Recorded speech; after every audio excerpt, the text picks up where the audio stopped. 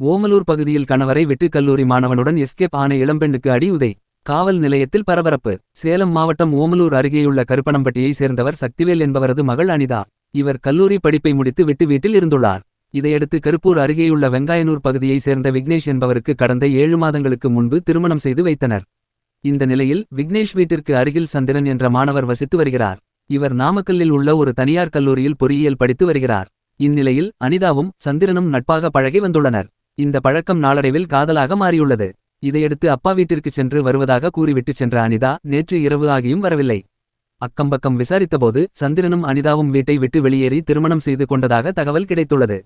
அனிதாவை காணவில்லை என்று பெண்ணின் பெற்றோர் ஓமலூர் காவல் நிலையத்தில் புகார் கொடுத்தனர்.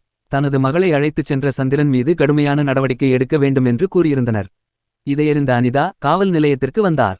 அவரை பார்த்த அவரது அண்ணன் சக்திவேல் மற்றும் உறவினர்கள் இப்படி மானத்தை வாங்கி விட்டாயே என்று கூறி அனிதாவை கடுமையாக தாக்கினர். காவல் நிலையம் முன்பாகவே பெண்ணை தாக்கியதால் காவல் நிலையமே பரபரப்பானது. போலீசார் உடனடியாக விரைந்து சென்று பெண்ணை தாக்கியவர்களை காவல் நிலையத்திற்கு அழைத்துச் சென்றனர். தொடர்ந்து அனிதாவையும் காவல் நிலையம் அழைத்துச் சென்று விசாரணை நடத்தி வருகின்றனர். மேலும் அனிதாவை திருமணம் செய்வதற்காக அழைத்துச் சென்ற சந்திரன் என்ற மாணவர் அடிதடியை பார்த்து அங்கிருந்து தப்பியோடி விட்டார். அவரையும் அழைத்து வந்து விசாரணை நடத்த போலீசார் நடவடிக்கை எடுத்து வருகின்றனர். இந்த சம்பவம் ஓமலூர் காவல் நிலைய பகுதியில் பெரும் பரபரப்பை ஏற்படுத்தியுள்ளது. உடனே நம்முடைய நியூஸ் 2 டிஜிட்டல் மீடியா சேனலை சப்ஸ்கிரைப் செய்து கொள்ளுங்கள்.